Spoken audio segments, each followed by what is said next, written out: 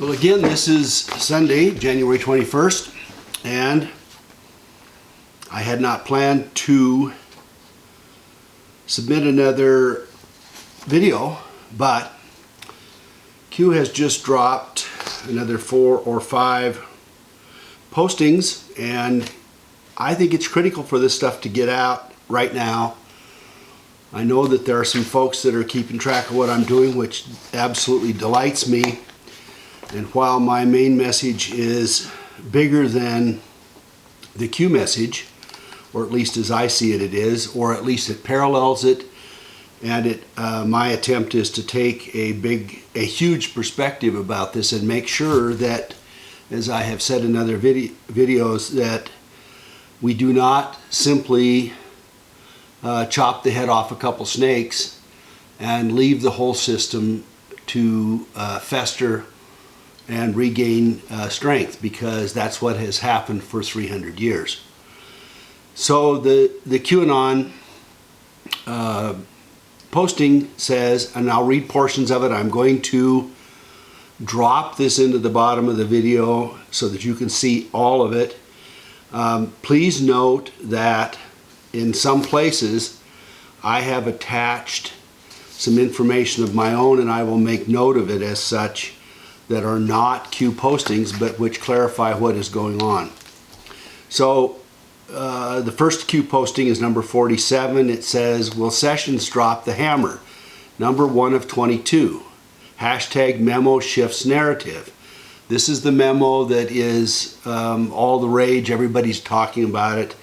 The Republicans, many of them, something like 150 of them, have viewed it within the confines of the confidentiality of Congress, of the House of Representatives, and there have been clamors throughout the Republican Party for the making it public. The last discussion was that it's 19 business days out, which means that 19 business days for Congress could be, oh, well, I shouldn't be too cynical, it could be July. No. Maybe not. Maybe 19 days will get us in a month, but 19 working days of Congress is not 19 working days of the rest of us, just as a matter of point. It also says hashtag memo reinstates Sessions authority regarding Russia and everything. It factually demonstrates collusion at the highest levels, and that is absolutely clear. The pieces of it I've seen elsewhere are indicating everything about it. The memo demonstrates Hussein administration, we know who that is, Obama, weaponized in the intelligence community to ensure a democratic victory and or insurance in case Trump accidentally sneaked through. And it factually demonstrates knowingly false intelligence provided to the FISA courts to obtain warrants. So they used the so-called dossier, which was manufactured internally, was game played within intelligence and also within the Democrats, and was ponied by puppet John Jackoff McCain, the traitor who has been traitorous not once but numerous times. As much as I liked him 30 years ago, 20 years ago as the Maverick, his Keating's 5 membership was not naivete. He was part of the dark side at the time, and he just played being a cute little boy ever since. He showed who he was when he ran for president, and he has gotten darker and worse ever since. Sorry for the segue. The next part about it is they never thought she would lose. The 16-year plan to destroy America. Obama 8, and of course Hillary the other. Install rogue ops, leak intelligence and military assets, cut the military funding, take the command away from the generals, launch the good guy takedown, and it's got here Valerie Jarrett, sniffer, SAP sell-off, and I don't know what that is. Probably somebody will post it. Please do. Snowden open source PRISM key score catastrophic to the United States military versus the bad actors, WW and clowns, no such agency. So this comment makes it sound like Snowden is a bad boy and that Snowden actually disarmed the white hats with the disclosure. Target, this is a different topic, subject matter. Target to weaken the conservative base, and as many of you have followed, Obama sicked the IRS on the conservatives, as they did with the mainstream media. The open border to flood illegals and to provide more Democratic votes. The ISIS and MS-13, which is the Mexican cartel, to fund and install fear, targeting, removal, domestic assets, etc. They had a blind eye to North Korea. They had a blind eye to Iran, fund it and supply it. There is evidence that the Obama administration provided, in addition to having a secret agreement, in addition to circumventing Congress or Senate approval, in addition to some obvious brain-dead application toward Iran, there is a strong indication that there were something like $1.7 billion that was transferred by the United States on pallets, real money, $100 bills on pallets, and shipped off to various locations throughout the world, not necessarily all in Iran, but to pay off. And the final one in this part of it is stage Supreme Court Antonin Scalia 187. And in the process of doing a little digging around, what I would not have known is that 187 is slang for the California Penal Code, which defines the crime of murder. So 187 is how you read it, not 187 or anything, and that it is used not only in California but elsewhere to indicate that that's a murder. So their comments are that Scalia was murdered. There are other postings from WikiLeaks that the Podesta emails indicate that there was some kind of hit in exactly the same location at the same time, and it was characterized as a movie, $1.5 million down, $15 million to do the job, or something like that. And obviously, since Podesta is not a movie producer, and as best anyone knows, did not produce a movie in southwest Texas along the border, it might be code language for something nefarious that was going on. Uranium One fund supply Iran and North Korea.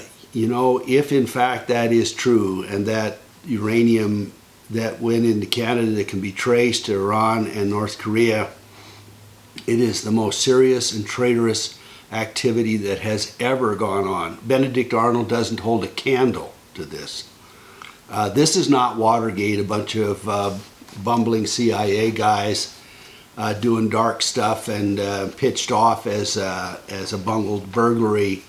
This is really serious stuff, and this is takedown stuff. This is stuff to take down the United States government. It goes on to kill NASA, prevent space domination, and allow bad actors to take down the military. Risk of the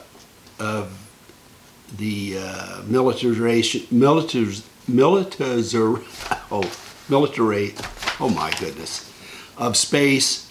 Excuse me, I'll just skip it. Every once in a while I get tongue-tied. So if in fact Hillary had gotten 8 years, there would have been World War III, there would have been death and weapons, it would have been a fake war and controlled, like much else I'm going to talk about here. That the wars, many of them, have been fake. People died. Millions and millions of people died. But the war, the backing for the war, the origin for the war, the reasons for the war, the impetus for the war, the parties that were pushing for war are part of the dark state to play games with the rest of us, with the little sheep. They give the sheep guns and ammo and let them chase each other till there's bloodshed everywhere, while the rich make money and everybody else has to rebuild.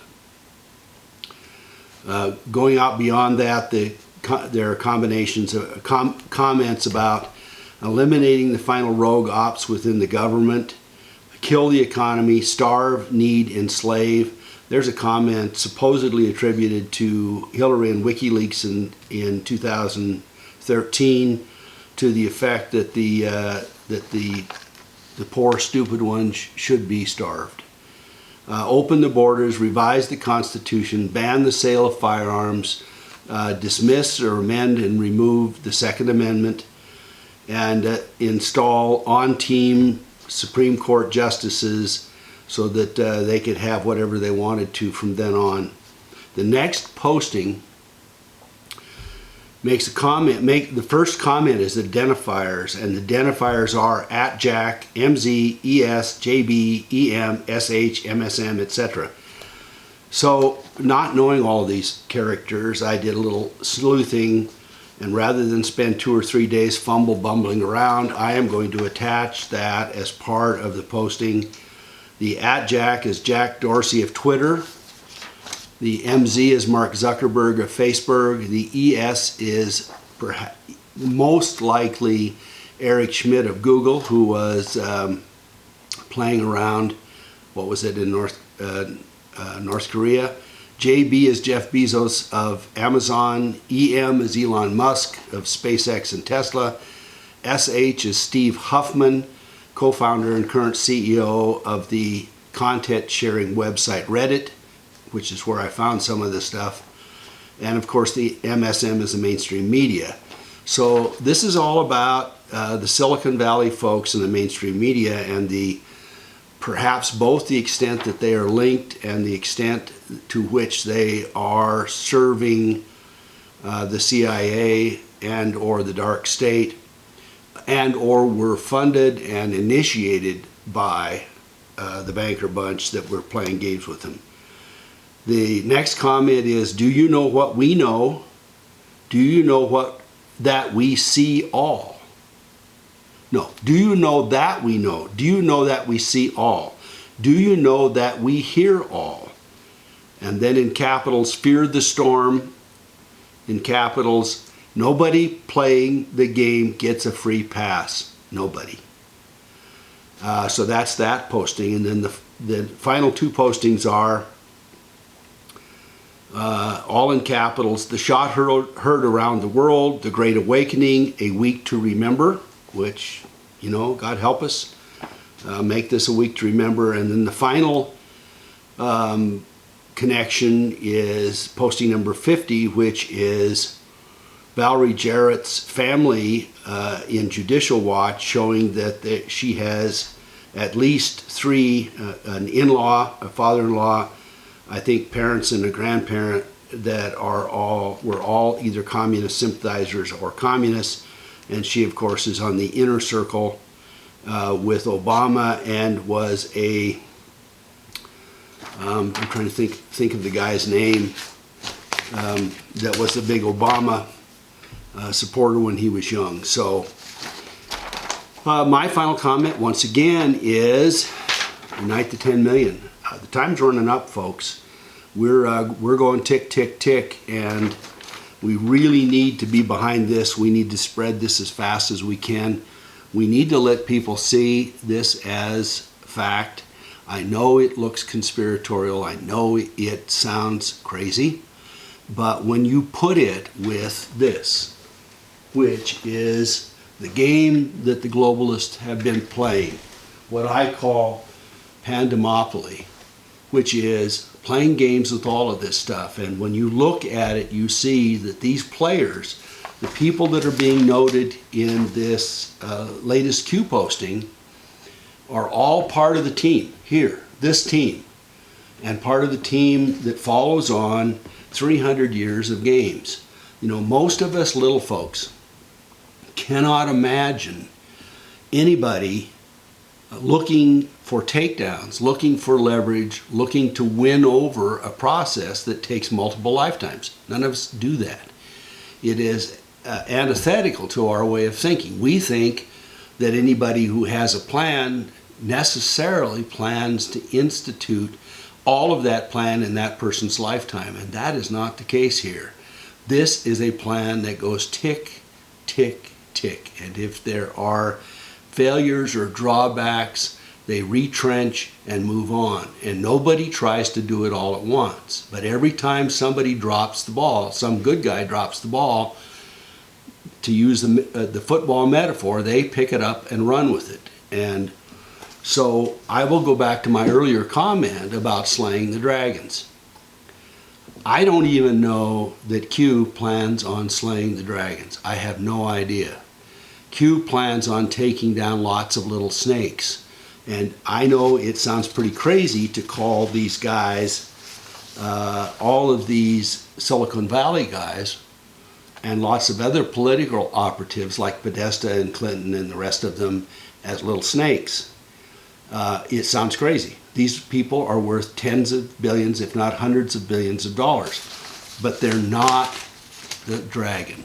They are not the dragon. And we need to pay attention to the fact that they're not the dragon.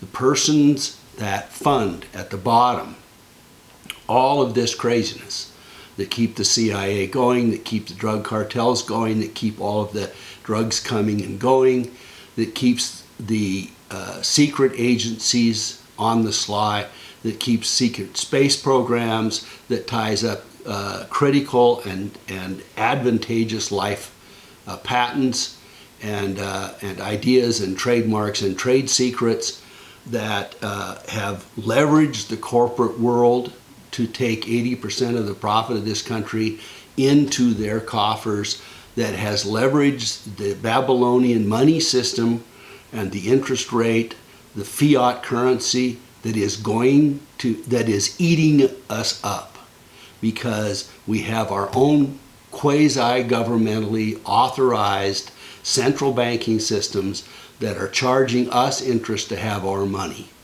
And that has been going on for hundreds of years. And one can certainly understand why the globalists wanted to kill people off, were willing to kill people off, were willing to start wars, were willing to play games, if through it all they leveraged more and more and more governments into the central banking system that was going to be able to buy off everybody, to pay off everybody, to bribe, to betray us all.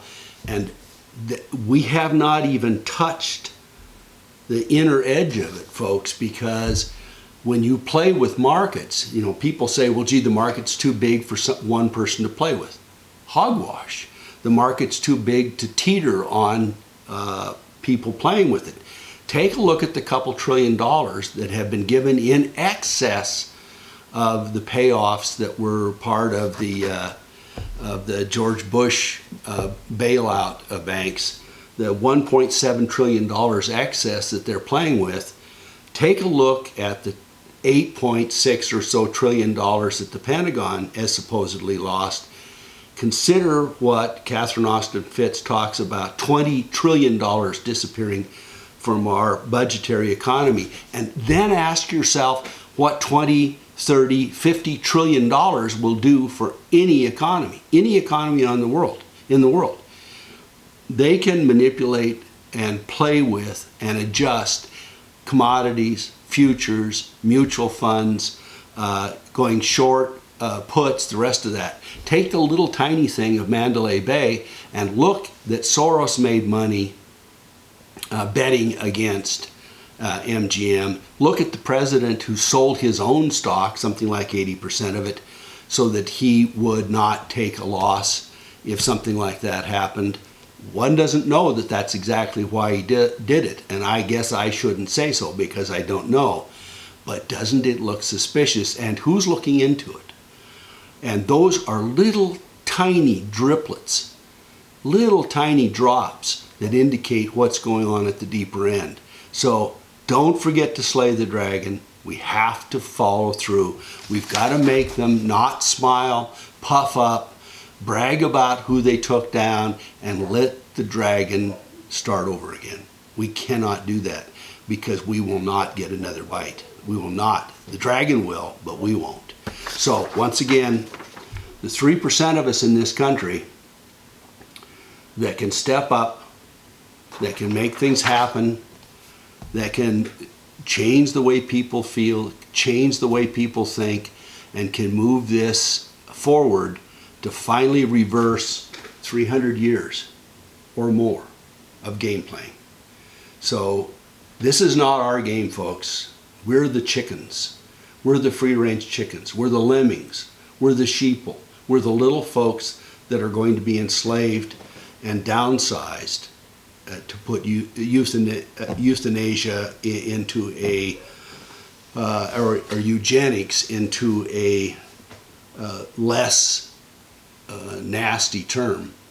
But we need to move ahead on this. So here's the memo. Here are the memos. I will put this, I will post it, and I urge you, spread the message in any fashion you can. Again, part of the algorithm, like this, if you can, if you will, subscribe if you will, support us if you will. I'm not asking for bucks, I'm asking for energy. The critical thing here is none of us will have any money. None of us will have control of our lives if we don't take this down.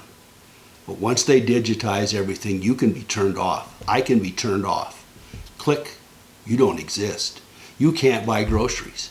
You can't fix a flat tire. You're all done. Once the digital system comes in and they start chipping folks, we won't be able to do anything if we talk back. So let's move on it. Unite the 10 million. Thanks. Sorry for the run on.